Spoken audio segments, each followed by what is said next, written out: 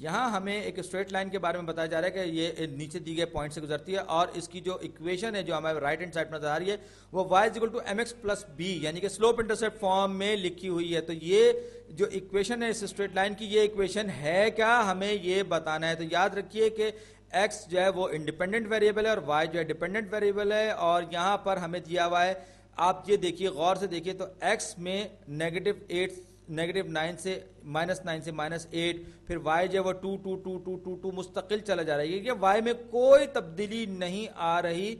तो दरअसल ये एक ऐसी इक्वेशन है, ये एक ऐसी इक्वेशन है कि जिसमें y की वैल्यू हमेशा 2 है और ये दरअसल एक पैरेलल लाइन। तो y में y है 0x, क्योंकि स्लोप जो है change in y with respect to change in x कुछ भी नहीं हो रहा, क्योंकि अगर आप y2 -1 करेंगे, हमेशा 0 होगा। तो y is equal to 0x plus 2 क्या है, इसका y इंटरसेप्ट है। दरअसल ये x एक्सिस के पैरेलल एक स्ट्रेट लाइन है जो कि y एक्सिस को +2 की पोजीशन से काटती हुई गुजर रही है और ये बिल्कुल पैरेलल है x एक्सिस के।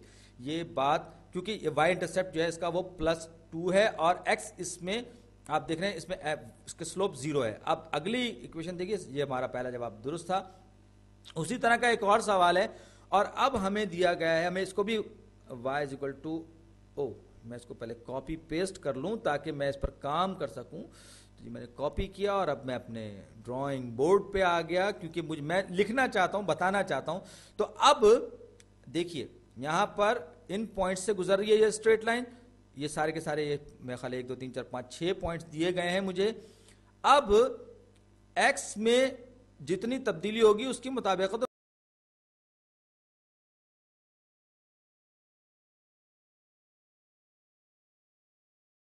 y 2 है और ये x अगर 7 है तो y जो है वो 0 है। तो ये 2 पॉइंट्स ऐसे जिनको मैं ज्यादा आसानी से हिसाब किताब कर सकता हूं। तो जब x जो है वो 4 से 7 पर गए, यानी कि डेल्टा x जब 3 रहा, 7 में से 4 जाएगा तो 3 रहेगा, तो y में आने वाली तब्दीली यानी डेल्टा y, याद रखिए x को मैंने 3 बढ़ाया है, तो यहां पर y में जो तब्दीली यानी कि डेल्टा y जो मेरे पास आई है वो क्या है, -2, यानी कि y में कमी हुई। तो स्लोप क्या होती है, delta y by delta x, यानी ये क्या होगा -2/3। यानी इसका मतलब क्या होगा कि अगर मैं x में 3 की तब्दीली लाऊंगा, 3 यूनिट्स के बकदर तब्दीली लाऊंगा, तो y में उसके मनफी, उसके उलट डायरेक्शन में 2 की तब्दीली आएगी। ये दरअसल स्लोप का मतलब है। तो y is equal to M X plus B की फॉर्म में अगर मैं इसको लिखूं, y is equal to -3x plus B. अब मुझे इसका y इंटरसेप्ट चाहिए। y इंटरसेप्ट पर x की वैल्यू 0 होती है, y इंटरसेप्ट पर x की वैल्यू 0 होती है और मुझे वो पॉइंट मालूम करना है। तो मैं कोई सा भी पॉइंट यहां पर रख के ये मैं b की वैल्यू निकाल सकता हूं। 4 2 भी रखता हूं, 7 0 भी रख सकता हूं, -8 10 भी रखता हूं, 7 8 और 28/3 रख लेंगे। 7 0 जो है मुझे निस्बतन आसान पॉइंट लग रहा है, निस्बतन आसान पॉइंट लग रहा है। तो ये हो जाएगा x की वैल्यू 7 है और y की वैल्यू 0 है, याद रखिए।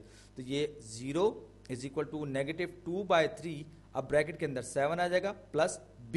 तो अब मैं 0 is equal to -14/3 plus b, दोनों साइड से जब मैं 14/3 को ऐड करूंगा तो 14/3 इज इक्वल टू b हो जाएगा।